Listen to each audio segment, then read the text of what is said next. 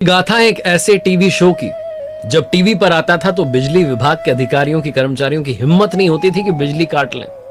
ये एक ऐसे टीवी शो की गाथा है जब टीवी पर आता था तो भारत की सड़कें सूनी हो जाती थी। ये एक ऐसे टीवी शो की गाथा है जिसने पूरे भारतवासियों को एक कर दिया था। चाहे कल लड़ाई हुई हो, अगली सुबह पूरा मोहल्ला एक हो जाता था, उस टीवी के सामने बैठ जाता था जिस पर यह शो आता था। दूरदर्शन के बाकी धारावाहिक 30 मिनट के होते थे, लेकिन यह शो 45 मिनट का होता था। मैं बात कर रहा हूं आदरणीय रामानंद सागर जी की रामायण की। बाबा गोस्वामी तुलसीदास जी रामचरितमानस में लिखते हैं, बिनु सत्संग विवेक न होई, राम कृपा बिनु सुलभ न सोई। अच्छी सत्संग के बिना विवेक नहीं आता, अच्छा बुरा समझने की क्षमता नहीं आती, और जो अच्छी संगत है वो प्रभु श्री राम की कृपा के बिना नहीं आती। प्रभु श्री राम के परम भक्त रामानंद सागर जी ने अपनी भक्ति को दर्शाया और रामायण बनाई, एक ऐसा टीवी शो जो भारत की हिस्ट्री में, इतिहास में स्वर्ण अक्षरों में अंकित हो चुका है। 111 साल के हिंदी सिनेमा के इतिहास में 48 मूवीज और 18 टीवी शोज बने, लेकिन कोई भी रामानंद सागर जी की रामायण की तुलना में टिकता नहीं है। रामानंद सागर जी की रामायण अब तक की सर्वश्रेष्ठ रामायण क्यों है, अब तक की सर्वश्रेष्ठ रचना क्यों है, टीवी शोज की बात करें, मूवीज की बात करें, उन 5 कारणों को आपको विस्तार से बताता हूं।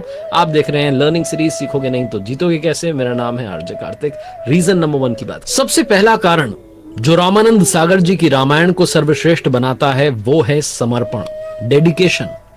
रामानंद सागर जी की बायोग्राफी फ्रॉम बरसात टू रामायण लिखने वाले उनके बेटे प्रेम सागर लिखते हैं किताब में, बायोग्राफी में, कि 1976 में एक मूवी की शूटिंग चल रही थी फ्रांस में। धर्मेंद्र जी, हेमा मालिनी जी उस फिल्म में थे। दिन भर की शूटिंग के बाद रामानंद सागर जी कैफे में पहुंचते हैं और अपने लिए ऑर्डर करते हैं। ऑर्डर का इंतजार कर रहे होते हैं, तभी वेटर आता है, आकर के एक बॉक्स खोलता है और टीवी ऑन कर देता है जिसमें कलर फिल्म जो है वो चल रही होती है। और तभी रामानंद सागर जी के दिमाग में एक विचार आता है जो कि सब कुछ बदल देता है। वो फिल्मों का काम छोड़कर के टीवी की दुनिया में एंट्री लेने का फैसला लेते हैं और सोचते हैं कि मैं भगवान श्री राम, भगवान श्री कृष्ण और माँ दुर्गा जी पर धारावाहिक बनाऊंगा, उनकी कहानियां टीवी पर बताऊंगा और भारत के घर घर तक पहुंचाऊंगा। ये सपना उनके दिमाग में कई सालों से पल रहा था, लेकिन जिस दिन उन्होंने वो रंगीन टीवी बॉक्स देखा, उस दिन इस सपने को आकाश मिल चुका था। 1976 में रामायण धारावाहिक पर वो काम करना शुरू करते हैं और 1987 में लगभग 11 साल के बाद, इतना समर्पण, इतनी रिसर्च, इतना टीम वर्क, 11 वर्षों के अथक परिश्रम के बाद जो है रामानंद सागर जी एक ऐसा धारावाहिक बनाते हैं जो कि भारतवर्ष के घर घर में लोग प्रतीक्षा करने लगते हैं और दूरदर्शन पर आने वाला वो सीरियल, वो धारावाहिक इतिहास में स्वर्णिम अक्षरों में अंकित हो जाता है। यह था उनका समर्पण, उनका डेडिकेशन। दूसरी बात जो कि रामानंद सागर जी की रामायण को बेस्ट बनाती है, एवरग्रीन बनाती है, वो है उस धारावाहिक के किरदार।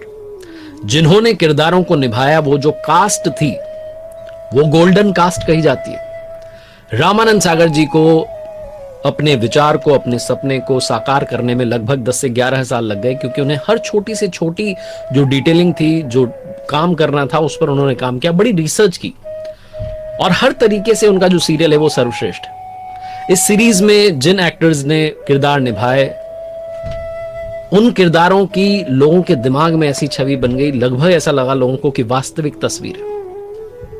आज भी 36 साल बीत चुके हैं, लेकिन हालात ये हैं कि भगवान श्री राम का नाम कोई लेता है तो मस्तिष्क में अरुण गोविल जी की जो तस्वीर है वो बन जाती है।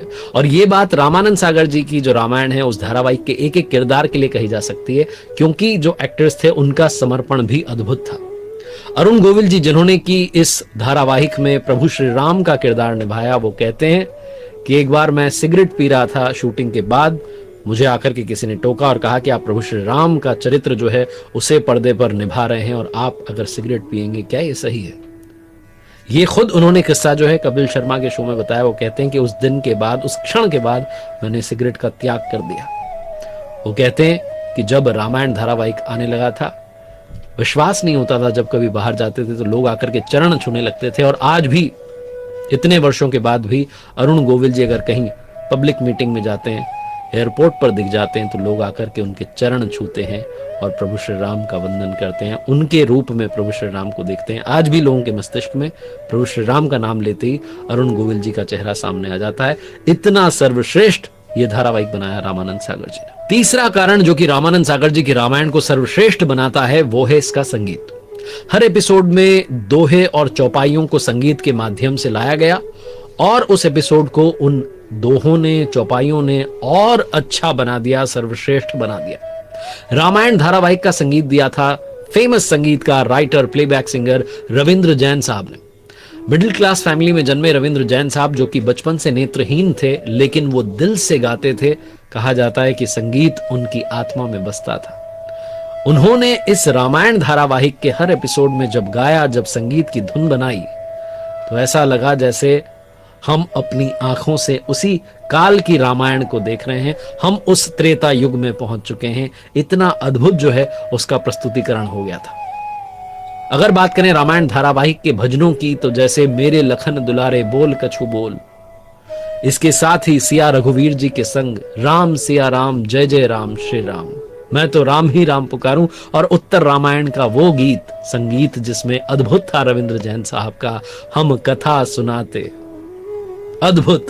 आज भी उसे लूप पर जो है लोग सुनते हैं और उसके व्यूज अगर हम काउंट करें सोशल मीडिया पर तो बहुत ऊपर पहुंच चुके हैं। रिकॉर्ड को तोड़ पाना अब मुश्किल ही नहीं, बहुत ज्यादा नामुमकिन हो गया है।